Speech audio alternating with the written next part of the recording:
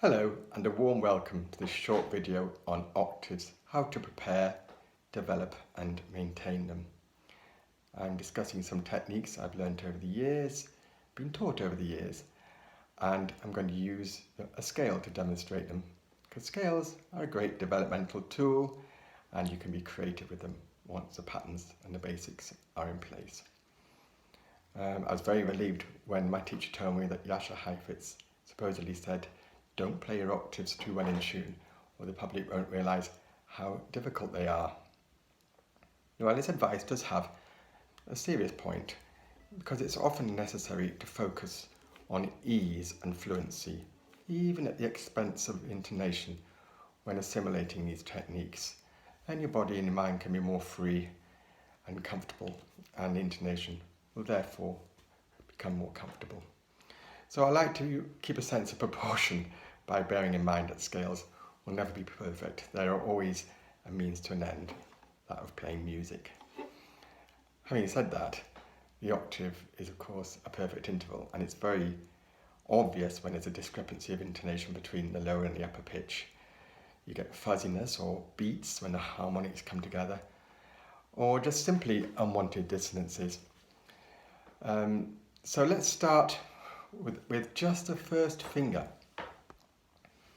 because it's universally kind of agreed that it's best to concentrate on developing the octave from the lower finger and the lower pitch, then add the upper one. So I'll start with the first finger and a little scale to begin with.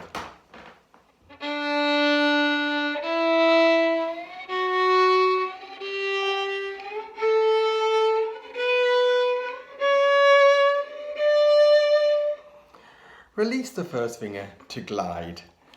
One finger scales are a really good discipline in their own right. They're all about position changes. If you want to go faster, then you develop a kind of semi-hopping feel.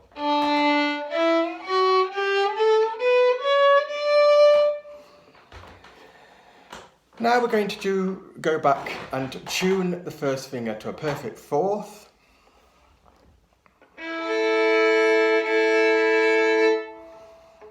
And then tune the fourth finger to it. And then, so I start with my first note, which is a D. And here it's good to bear in mind that it's very helpful to play the lower note stronger with a deeper bow, probably about 70% the deeper bow to 30% on the upper note.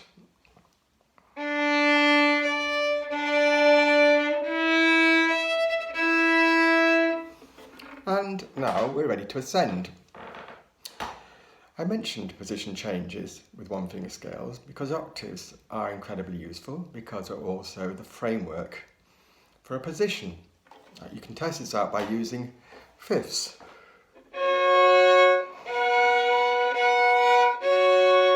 And you can find the other notes in between, intervals.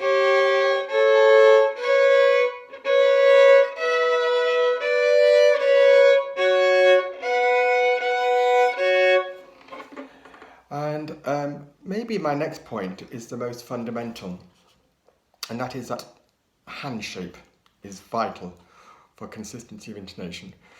So remember, if you're going to copy or model on other players, yourself and other players, you still got to go with what's right and comfortable for your hand. For the lower positions, set the fourth finger comfortably with a harmonic pressure. And then think back with the first finger. So it's especially important if you've got a smallish hand. I quite like finding little harmonics like, and playing them together, because then I can just put a little bit of finger weight there. There's a very, very good exercise I enjoy doing, that's called the wriggly worm. And that's when you listen to widening and contracting your hand. It's very good for the finger joints and for limbering yourself up, especially if you've been gardening or something like that.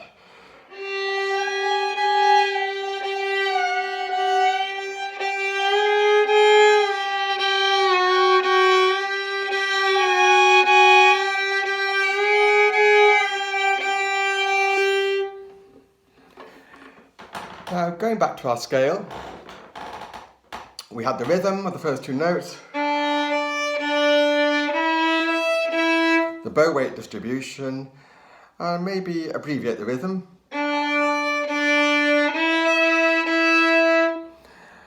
Make that comfortable, and now we're ready to shift. As with all shifts, release the fingers to glide, listen to the ghost notes, the arrival notes, and then put the fingers down on the fingerboard with a relaxed arm and finger weight. I mentioned about bow weight distribution. How about left hand distribution? I think it's useful to think about the fourth finger, almost harmonic pressure. So about 70% weight onto the first finger compared with the fourth, 70-30.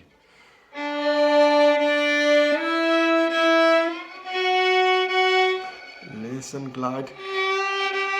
Listen, glide. And now we've got to fourth position. I'm trying on the way to keep the frame very, very simple, and the alignment of 1 to 4, first position to fourth position, with the arm nice and simple. But when we get to fourth position, we're at the area around the ribs, which requires a bit of special study really, but the fundamental thing is to keep a responsive thumb, flexible fingers, and follow the shape of the instrument round, which you have to do anyway. When you come back, brush against it to keep nice and economical, ready to go back down from fourth to first.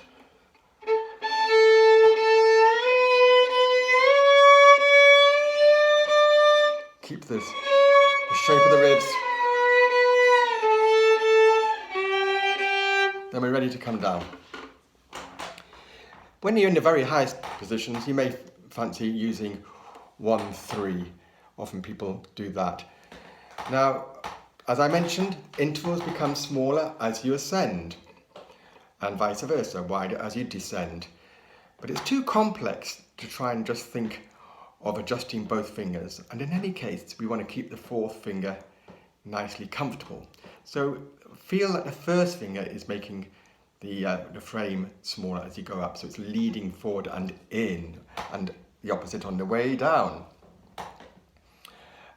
Check that you're flexible and pause at any time to check you're not gripping.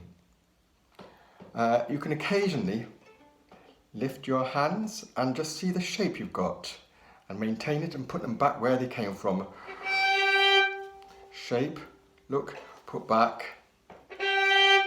Or shape, relax, back. Not the best demonstration. On the way up, you can check for the pitches against lots of different open strings and the harmonics. So not just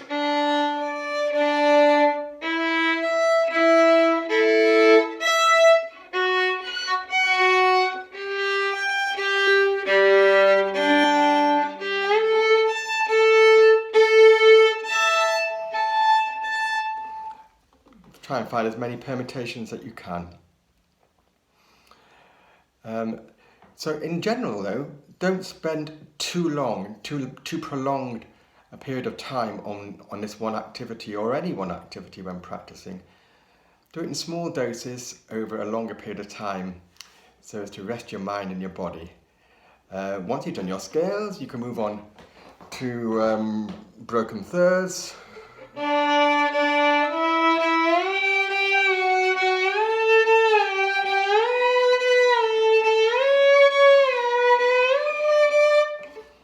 And here, okay, I'm keeping the frame and the feeling of the alignment of the arm, but I've also got a flexible wrist.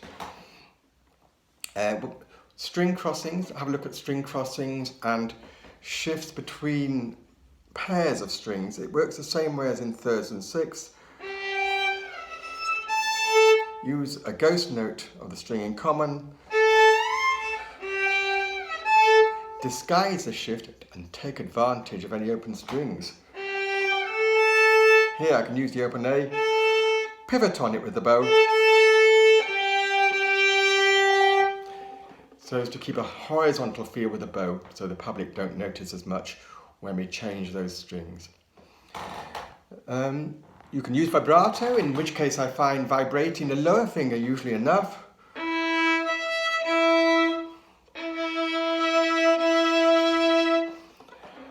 And I think in the end, your octaves will become very natural if you work at this kind of awareness in your practice. And it'll all go to your subconscious mind and you'll just play. But of course, at any time you can take these techniques out for maintenance work and improvements. If you've done a good session on octaves, then do enjoy one of your favourite passages, whatever it is.